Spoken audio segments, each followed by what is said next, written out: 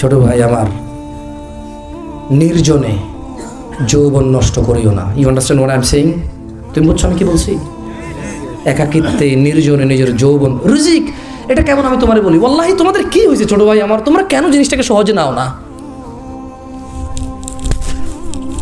এরকম মেরে পাশ ভেবে আসে হাসিও না, একটু মন, একটু দেখো হাসলে তোমার ইচ্ছা। দেখো একজন ধরো তো, এটা এইভাবে ধরো, হ্যাঁ ই তো গয়া। আচ্ছা, এটাকে আমরা রিজিক বলি না? কত টাকা আছে এখানে? কত আছে? কেন নাই? আরেকশো কই? ফেলে দিছি, চলে যায় নাই। কি করছি? ফেলে দিছি।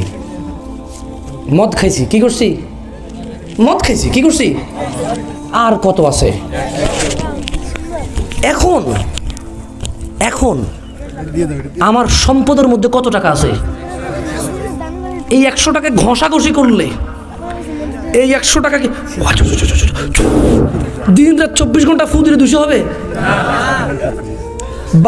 বালিশের নিচে রেখে দিলে, ফজরের পরে উঠে বগলের নিচে রেখে দৌড়াদৌড়ি করলে, হ্যাঁ হবে? 200 হবে? তো যৌবনটা তো এমন, তোমাকে আল্লাহ যতটুকু দিছে তুমি ওয়াশরুমে ফেলে দিচ্ছ না, তুমি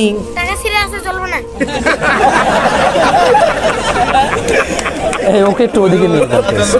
আচ্ছা আচ্ছা, আমার শিক্ষা খাই ফেলছেন একটা কৌতুকে। খায়েন না, খায়েন না, খায়েন না, মনোযোগ দেন।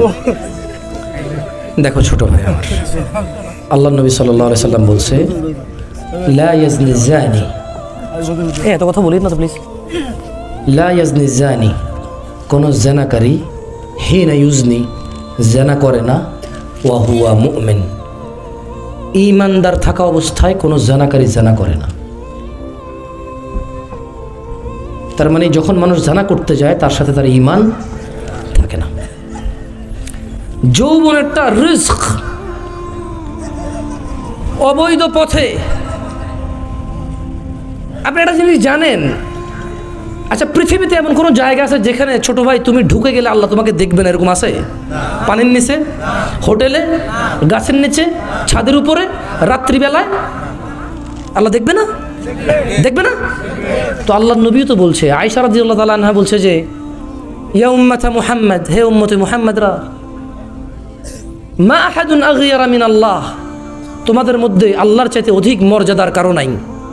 আইয়ারা আবদাহু ওয়া আমাতাহু তাজনি, আল্লাহ তার কোনো বান্দা বান্দিকে জানা করা অবস্থায় দেখতে চায় না। কি অবস্থায় দেখতে চায় না? তো তুমি যে জানা করতেছো, ওই যে রিজিক তোমার কাছে ছিল 300 টাকা, 200 টাকা ফেলে দিছো, এবার সকালবেলা ডাক্তারে যতই বলুক বগল নেচে রসুন নিয়ে দৌড়ান, লাভ হবে না। যা ছিল তা তুমি ফেলে দিয়েছো, যা ছিল তা তুমি উপভোগ করে ফেলেছো।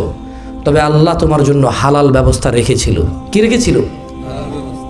আল্লাহ তোমার জন্য প্লেট রেখেছিল, ওখানে তুমি খাবে। তুমি পায়খানার উপরে খাদ্য রেখে তারপরে খেয়েছো। আল্লাহ তোমাকে যৌবন দিয়েছে, একটা মেয়ের সাথে তোমার বিয়ের আল্লাহ তোমার তকদির দিয়েছে, সময় এসেছে ওই মেয়ের সাথে তোমার বিয়েও হয়েছে। আল্লাহ তোমার যতটুকু যৌবন লিখে রেখেছিল তুমি ওর সাথে উপভোগ করতে পারতা হালালভাবে, আল্লাহকে সন্তুষ্ট রেখে, অথচ তুমি হারামভাবে যৌবন নষ্ট করেছো।